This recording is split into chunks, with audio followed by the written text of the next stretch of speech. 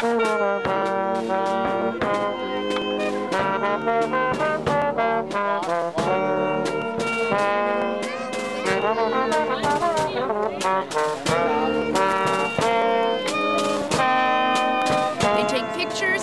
record video that gets out to the world, and it sends a message to everybody in the United States who's watching and to people abroad that, you know, we are numerous, those who dissent from the administration's policies. You know, that there are a lot of people in this country who are against the war, who are against the kind of politics that the United States government is engaged in, and who are ready to go out in the street and demonstrate to communicate that to everybody else. This is a quote from Dick and Lynn Cheney's Christmas card from the winter of 2004, I believe. And they wrote in their Christmas card the following quote. And those of you who come out of the Christian tradition will recognize that this is a play on something that Jesus once said, when he said something to the effect, if God cares about sparrows, think about how much more God cares about human beings. But the Cheneys in their Christmas card included this quote: if a sparrow cannot fall to the ground without his notice, is it probable that an empire can rise without his aid? We shall overcome, Lord, one day. So I want to start with a couple of quotes from Jim Hansen, who's the chief environmental scientist for NASA. And the Bush administration has made numerous attempts to silence Hansen, and he continues to speak out. But here's a couple of quotes to think about. He notes, if emissions of greenhouse gases continue to increase at the current rate, a large fraction of species on Earth, as many as 50% or more, may become extinct. He says, if human beings follow a business as usual course, life will survive, but it will do so on a transformed planet. For all foreseeable human generations, it will be a far more desolate world than the one in which civilization developed and flourished during the past several thousand years. He notes that business as usual will result in a 5 degrees Celsius temperature rise during this century. And he knows that the last time the world will have been that warm was 3 million years ago, when sea levels were 80 feet higher. And then, here's the urgency. He says, our children, grandchildren, and many more generations will bear the consequences of choices we make in the next few years. In the next few years. We have, Hansen writes, at most 10 years. Not 10 years to decide upon action, but 10 years to alter fundamentally the trajectory of global greenhouse emissions. He says, it's not too late. A positive outcome is feasible in terms of global warming, but just barely. Well, that's a pretty sobering thought.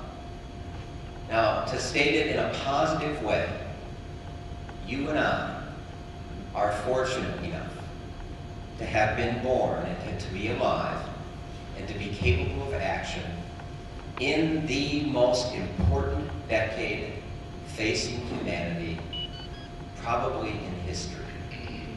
That's our dilemma, it's our challenge, it's our opportunity. For about 20 years now, I've been talking to my students about many of the issues that I'm talking with you about tonight. And in the context of laying out this situation, this grave situation that we face, I would always be careful to tell them that we don't have to be in panic mode. We have to be in urgent mode. But the reality is that 20 years have gone by, and it's getting very close to panic mode. We're getting very, very close to tipping points that will be irreversible. So I come to you this evening addressing these issues of the environment and coming to issues of peace with an incredible sense of urgency. And yet, we don't yet need to panic. But if we don't light a fire under ourselves and others, we risk the very real possibility of doing too little, too late. But if we act, there are many, many positive steps that we can take. So I want to highlight 5 kind of basic things that have to happen, that we need to help make happen in a relatively short period of time in order to move the world to sustainability. The first is we live in a world that is incredibly divided between rich and poor. And you're probably familiar with some of the statistics. Maybe the most graphic one for me is that half of the world's people are living and dying on less than $2 a day. Half of the world's people. And that 86% of the world's product is consumed by the richest 20%. So we have an enormous problem of inequality in terms of how we're divvying up this incredibly gifted planet that we occupy. And so our first challenge, if we're going to achieve sustainability, is to end hunger and poverty as we know them. Now, that may sound, again, like an impossible task. It actually should be quite easy. Lester Brown, again, who I mentioned, has a program that he calls Eradicating Poverty Initiative. And he points out the need to meet and the ability to meet the following social goals worldwide. And as part of this Eradicating Poverty Initiative, he lays out a very clear budget for how it can be paid for and how much money we're talking about. I'll give you that in a minute. But under his initiative, essentially what we do is we try to make every community in the world livable. That our goal should be to make every community in the world livable. Now think about that in the context of the millions of refugees that we have, many, many immigrants fleeing violence or fleeing environmental degradation that cross borders. One of the solutions to those issues are to work with people to make their lives livable where they presently live. And so he says, through this Eradicating Poverty Initiative, we can meet the following basic social goals worldwide: universal primary education, adult literacy, school lunch programs and assistance to preschool children and pregnant women in the 44 poorest countries, reproductive health and family planning for all the world's women, and universal health care. He says to achieve all of those goals would cost about $68 billion a year. For $68 billion a year, additional dollars a year, we can meet all of those social goals. Now, you may think that $68 billion is a lot of money. And I suppose compared to your bank account or mine, that is true. But if you look at the cost of the Iraq War, if you look at the $55 or $6 billion that are given in tax breaks to the richest 1% of U.S. citizens, if you look at the subsidies presently provided, I think it's about $220 billion worth of subsidies to the fossil fuel industry around the world. And think about taking $68 billion and making every community in the world livable. And just as an aside here, what I find troubling in our country is how few people of influence are willing to talk honestly about these environmental problems that I'm touching on tonight, but also how few of us any longer believe that meaningful alternatives exist. And so part of our challenge is to be honest about the problems that we confront, but to also be empowered and empowering to lift up alternatives that we long for. And here is a very, very clear example. On our tombstone, if somebody writes it, they cannot say that we didn't know. And they cannot say that it wasn't possible to make every community in this world livable. It's doable, it's practical, it's fundable, it's realistic. What it takes is some courage and some mobilization. A second key solution, or part of the building block of solutions, is to restore the Earth's vital ecosystems. As I mentioned, and I'm going to talk about global warming more in a minute, global warming is a serious problem, but it's part of a much bigger problem, which is that we are undermining the ecosystems on which all meaningful life ultimately depends. And one of the tremendous challenges that we face is how to restore ecological balance. The great failure of market economies is their inability to factor in environmental costs. We will have to literally force markets to address environmental issues, or the market system and the corporations who dominate it will literally kill the planet. Now, again, citing Lester Brown, he lays out what he calls Earth Restoration, an Earth Restoration Initiative with the following goals. And he lays them out in great, great detail. I'm not going to do that tonight.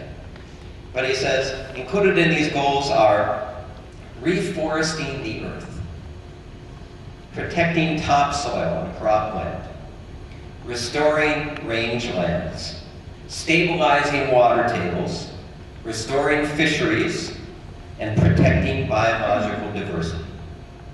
And again, provides great detail of how this can happen, where it has already begun to happen, how it can be funded, the incredible benefits that are reaped in multiple ways if we take these initiatives.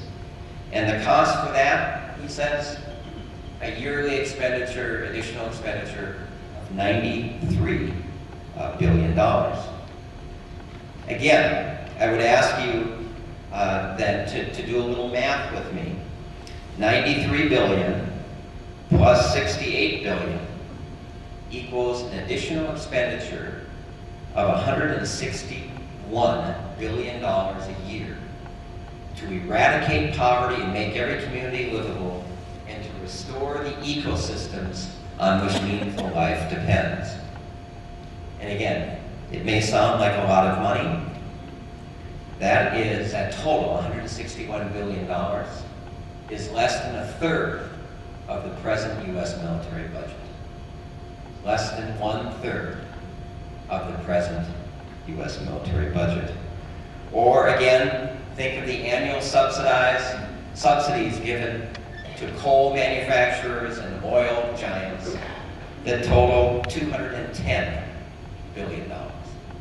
So just with the money that we're giving now to subsidize the destruction of the planet through global warming, through the excess consumption of oil, take those subsidies and deliver them to these two agendas, and we restore the basic ecological fabric of life, and we eradicate poverty worldwide.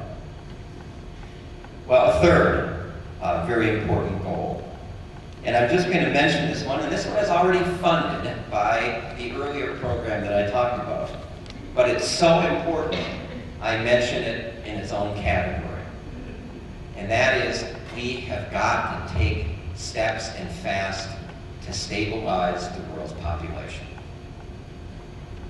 According to the mid-term estimates of the United Nations, the global population is likely to grow from 6.1 billion in the year 2000 to 9.1 billion by the year 2050.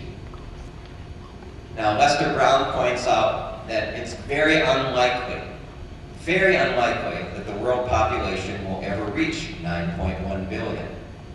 And the reason is because in many countries of the world, death rates are actually on the increase.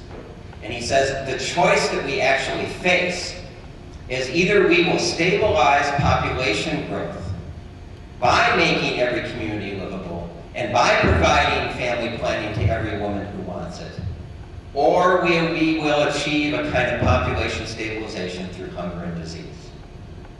That's our choice. And it seems to me that the humane choice, the good choice, the positive choice, is to work as hard as we can to help make the stabilization of the global population possible. Let me just say that full funding of family planning programs worldwide would, according to the United Nations, prevent 52 million unwanted pregnancies each year. Would save or prevent 22 million induced abortions each year that are the result of women not having access to family planning. You know, just as an aside here, the first act of President Bush during his first term was to cut off U.S. funding for the UN population program. He did it as a payback for the religious right. And what I've always said to people who are single voter issues, if their single voter issue is abortion, you cannot vote for a Republican. And the reason is very simple. When you cut off family planning options for people, you dramatically increase the number of abortions. It's a direct relationship. And then, two final comments about population. One of the scariest prospects that we face in the world is that the way we've structured the world, we can't live without oil. Almost everything that we do is rooted in fossil fuels. And yet, the reality is we can't live with fossil fuels. World Watch Institute years ago made a stunning statement that I've never forgotten. They said, one of the greatest dangers for the world is that we will not run out of oil fast enough. Meaning, if we burn the oil or the coal or the shale oil or all those things that are available at a cost, if we just burn what is there to be used, we will kill the planet. But when it comes to population, one of the things we have to say is we don't know. We do not yet know what a sustainable population is for the world that isn't using oil. So we had better take steps, and Lester Brown says we should set out with an ambitious goal of limiting population to 7.8 billion people by the year 2041, and then start a gradual decline in global population. Again, I don't know how many politicians, oh yes I do, who will talk about that issue. Zero. Okay, the fourth thing that we need to do is we have to achieve rapid reductions in carbon emissions and make a quick transition to renewable energy. The major cause of global warming, human caused, is our burning of carbon-based fuels. The Intergovernmental Panel on Climate Change, which is the world's premier group of ecological scientists, warned in 2001 that temperature rises during this century are likely to be between 1.4 and 5.8 degrees centigrade. That's 2.5 to 10.4 degrees Fahrenheit. And what the scientific community has been wrestling with is how much of a reduction do we need and how fast do we need it? I spoke to a Minnesota environmentalist who I respect a lot this week, and he said, there is no debate in the scientific community about global warming. In 920 peer-reviewed studies that talk about global warming, they all agree human beings are causing global warming by burning and sending carbon emissions into the atmosphere. He said, where there's still a debate is this: do we need a 70% reduction or a 90% reduction? And do we need that 70% reduction or that 90% reduction by 2030 or by 2050? That's where there's some debate. Now, I'd like to point out to you just what bad shape we're in here.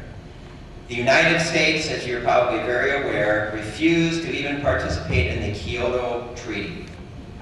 What Kyoto set out to do is it called for a 5.2% reduction from 1990 levels by 2012. That, my friends, is pathetic. As George Monbiot wrote, he says, the cuts called for in Kyoto, quote, bear no relationship to cuts the problem demands. The Intergovernmental Panel on Climate Change in 1996 estimated that we needed a 60% reduction in carbon emissions by 2050. It's now clear that that is a dramatic understatement of the need. The chief science center for the British government, the Tyndall Center, now says we need a 90% reduction by 2050. Others who have looked at the Tyndall science says they're fudging the numbers because they're afraid to tell the public that what their numbers actually show is they need a 90% reduction by 2030. The U.S. Energy Department predicts, now what am I talking about? 70% reduction to 90% reduction by what year? The U.S. Department of Energy projects global emissions will rise 60% by 2025. So we're living in a world where our politicians are occupying a fairyland. And most of us have been kind of willing to go along without the sense of urgency that we need to really deal with the implications of these environmental scientists and what they're telling us. Okay, so achieving that rapid reduction, and I'll come back to some of the implications of that in a minute. The last one, number 5.5, of what we have to do, according to many environmentalists, is we're going to need to redefine national and global security. And we're going to need to redirect the $1 trillion or so each year that's being squandered on militarism and war preparation worldwide, and unleash those resources, those scientists and others to address the real security issues that we face, which are environmental. One quote to share with you from Lester Brown. Near the end of his book, he tells readers, quote, "Let your political representatives know that a world spending $1 trillion a year for military purposes is simply out of sync with reality in a situation where the future of civilization is in question. Ask them if $161 billion per year is an unreasonable expenditure to save civilization. Ask them if diverting 1/6 of the global military budget to save civilization is too costly."